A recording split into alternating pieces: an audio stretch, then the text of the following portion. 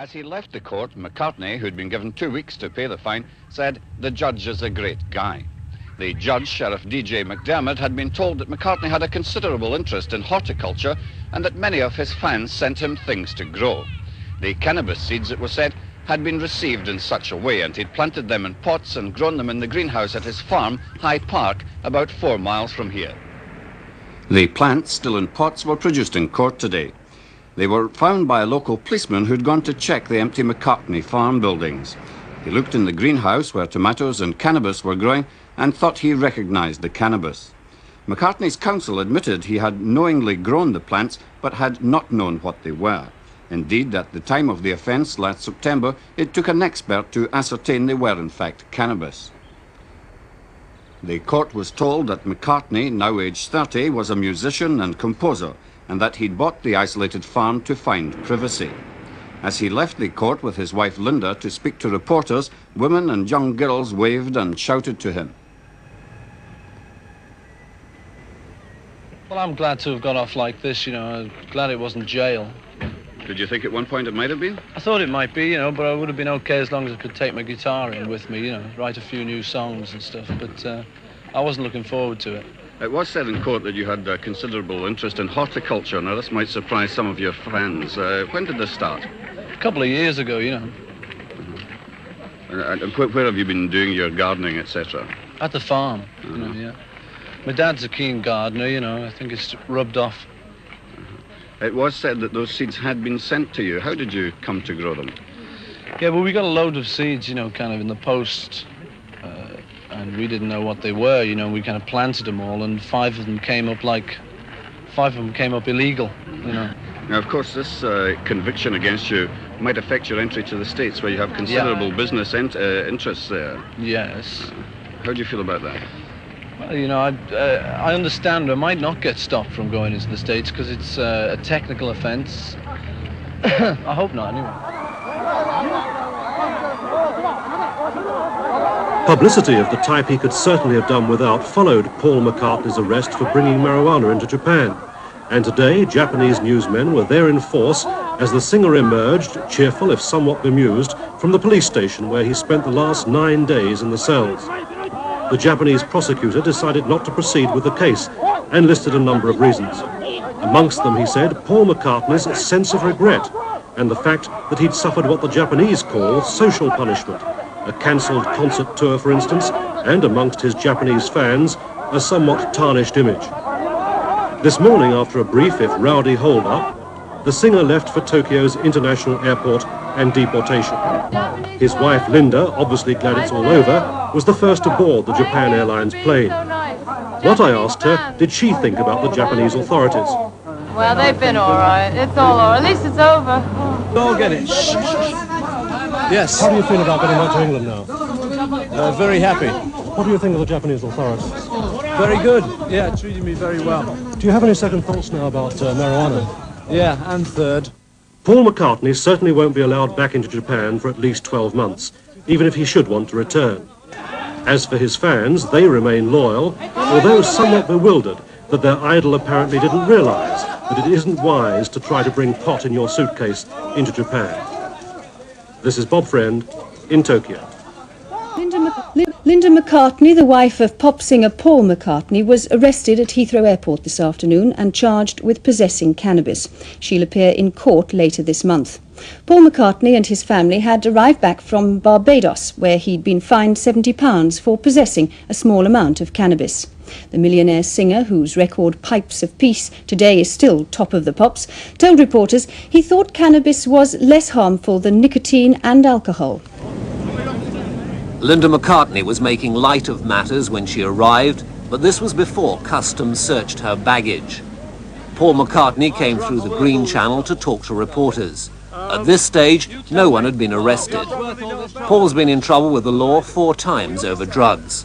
With his international lifestyle, his latest conviction could create problems in travelling overseas. Do you think it's going to give you a problem getting back into the United States? Well, I hope not. I jolly well hope not. Somebody shot you? Who shot you? I've no idea, gentlemen. I've no idea. Did you have trouble We'll have to cut that from the news. Here? No. Oh, no, get out of here. Can we get one thing straight? that whatever you think and whatever you think I've done, this, I'm telling you, this substance, cannabis, is a whole lot less harmful than rum punch, whiskey, nicotine, and glue, all of which are perfectly legal. What about your children? What about your children? I would like to see it decriminalized, because I don't think, in the privacy of my own room, I was doing anyone any harm whatsoever. Did you think they'd send you to drugs? Are you? I don't take drugs. I never have taken drugs. Are you going to? No. Were you worried about being Never sent? again. Were you worried about being? I love you all dearly. Goodbye. The McCartneys then drove to their private plane, but back at the customs hall, their luggage was being examined. They were asked to return, interviewed and searched. Mrs. McCartney was charged 6 hours after their arrival and released on unconditional bail. Paul McCartney.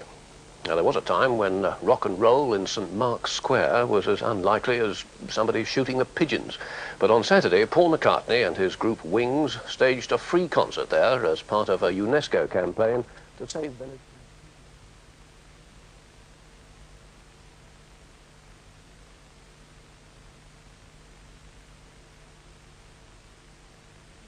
A charity gig by Paul McCartney and Wings is the climax of the World Week for Venice. It's never been heard of before. A rock group in the 12th century's St. Mark's Square, normally sacred and sedate, echoing only with the sound of music associated with the Palm Court Orchestra.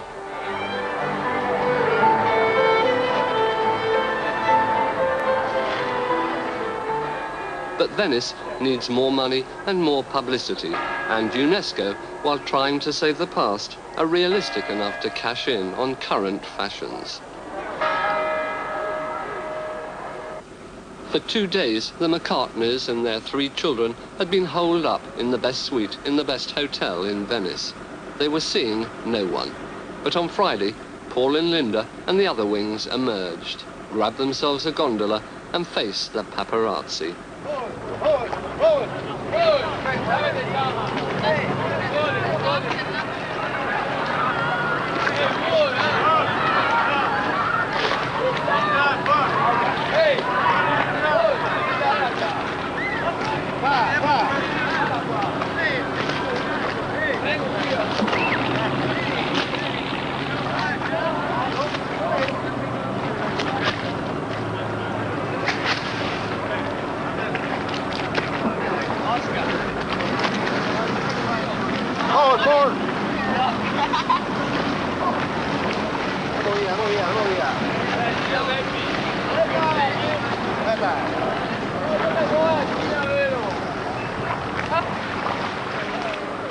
The Beatles are still in the memory of everybody who likes this sort of music. So the normal thing was to look in that direction. And from the 4 Beatles, as much as I understand from this type of music, and I don't understand much, but my friends tell me, Paul McCartney and his group are at least the best. That's what they say. I hope that we shall be able to give Venice from this week, including this concert, and this concert will certainly bring the greatest amount of money, between $50,000 and $80,000, which is almost a symbolic sum, but it is important enough to let us say repair the Basilica of St. Mark. There are billions needed for Venice. This unique, really marvelous city, of which not only each monument is a monument, but each house, each office is a monument, must be saved, not only for the world, but also for its people, for its population. There are hundreds of people leaving Venice every month, definitely. This should be stopped.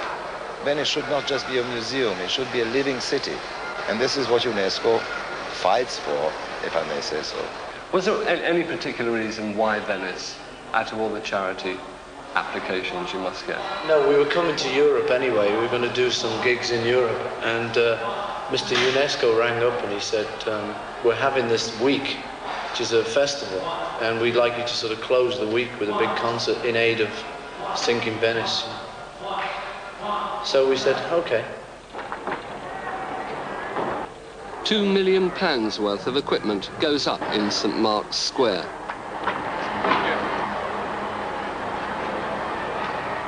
Ancient monuments come in handy for modern lighting effects.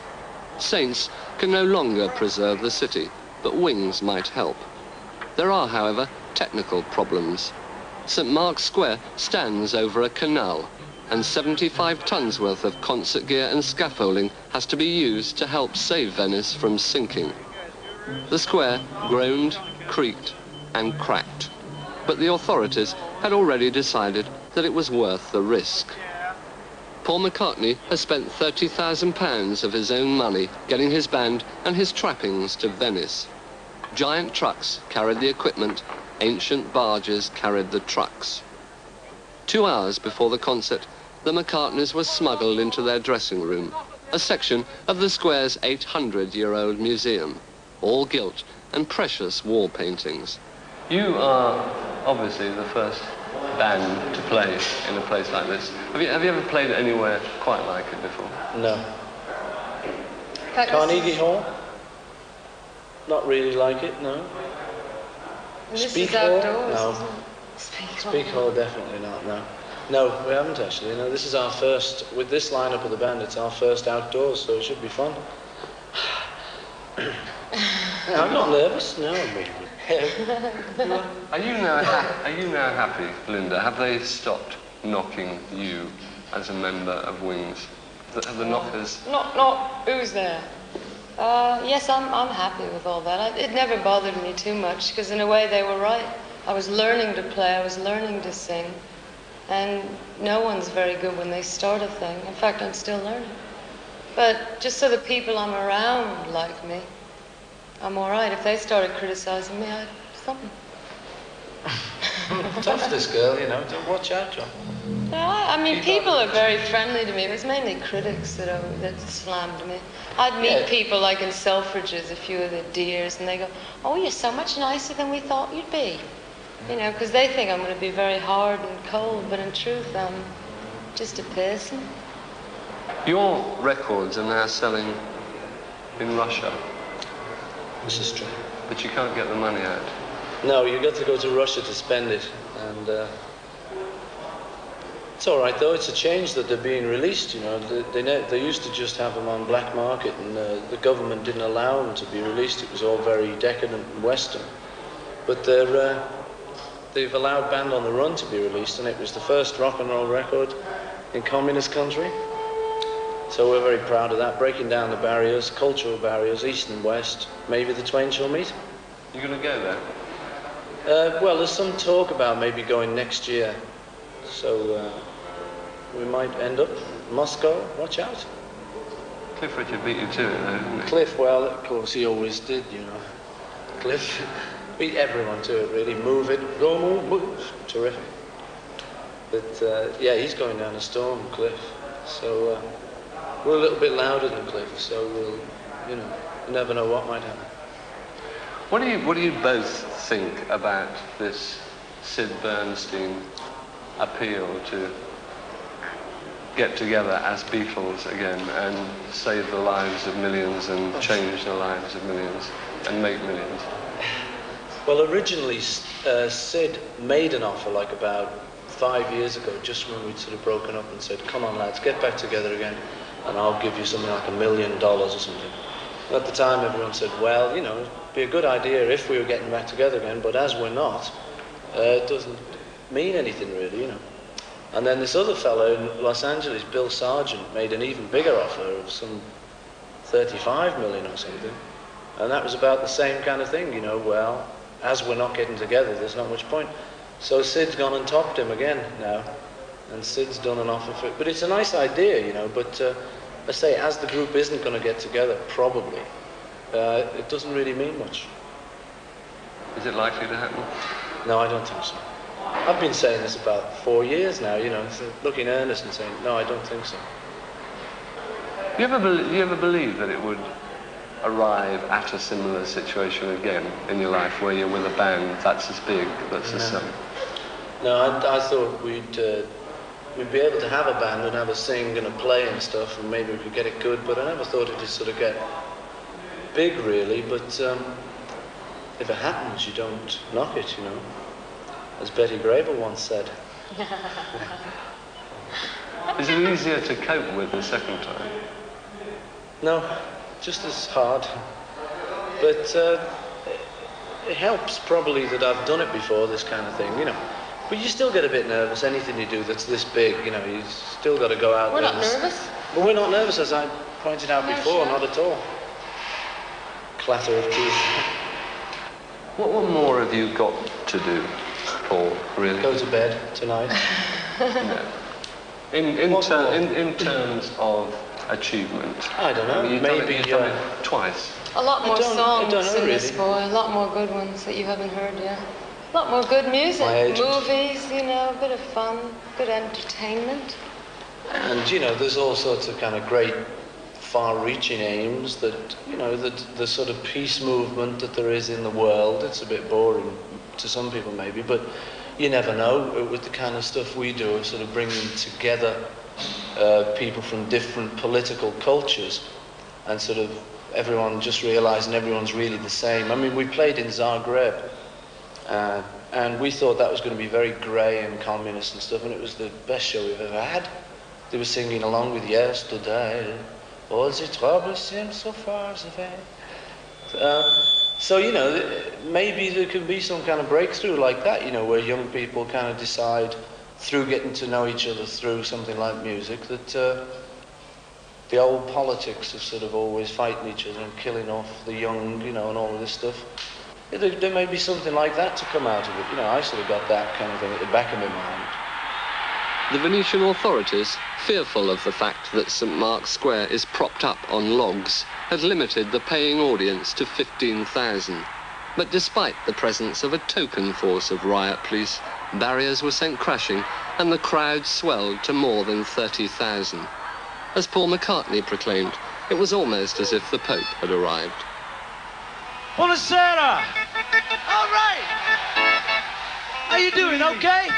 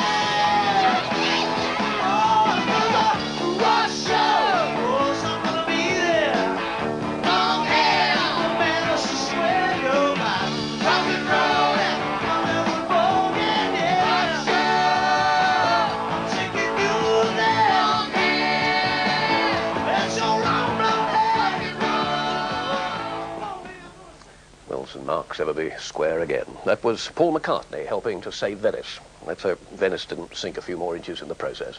Well, now... Jagger, married man, and churched, what's more. Is it all to do with the so-called romantic revival we hear so much about these days? Well, you could hardly find a more romantic setting for a wedding which, if you'd expected it at all, might so easily have taken place in the more functional surroundings of, say, Caxton Hall or the Chelsea Register Office. This is St Anne's Chapel, known as the Fisherman's Chapel, a couple of miles outside Saint-Tropez, where Mick and Bianca receive the blessings of the Roman Catholic Church to which she belongs, following their civil wedding in the municipal offices down in the town, performed by the mayor. The Café des Arts, favourite haunt of the French pop and showbiz world, where the all-night reception, perhaps rave-up's the better word, is being held. The yacht in the harbour, which is waiting to take Mick and Bianca away on a cruising honeymoon in the small hours of the morning. All very romantic, all very, as the French say, comme il faut. And not so far from the centre of this jet-setty scene, Mick's refreshingly square mother and father from Wilmington in Kent. Did they ever imagine a church wedding for their son? I don't know. I hadn't really thought a lot about it. I hope so. But I mean, you know, it has become this symbol of wild and rebellious youth. Oh, yes, possibly. It's a symbol. I wouldn't say that I didn't really expect it. I half expected it one day, but not quite so soon. But did you, let's put it this way, did you ever expect a wedding at all of any sort, church or otherwise? Yes, I thought he would get married because there's quite a serious side to him which perhaps doesn't always fit in with his public image. But the serious side, I'm sure, would have come out in his desire to get married and to have a family, and he's spoken about this on many occasions. He wants to have children, This is our... So early.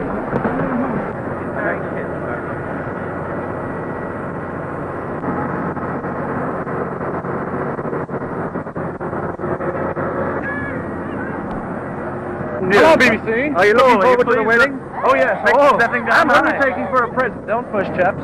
What are you taking for a present? My wife. Excuse As me. a married man yourself, can you recommend marriage? No, definitely not. Over 30 police officers were assigned to control the crowd that gathered to watch the celebrities arrive. With the John Lennon shooting still fresh in their minds, they were taking no chances. Even the supervising registrar had been asked to keep the wedding secret and wouldn't even admit that it was to go ahead. Paul McCartney chose to avoid the crowd and arrived at the rear of the office, but then the crowd eventually saw him. Other guests got an equally enthusiastic welcome from the photographers.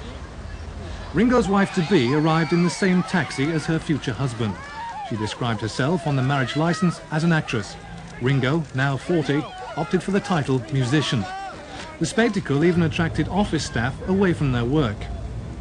The ceremony was as brief as the wedding party's arrival. Paul led the way out with his wife Linda. Then the third former Beatle, George Harrison, dashed down the steps and into a waiting taxi.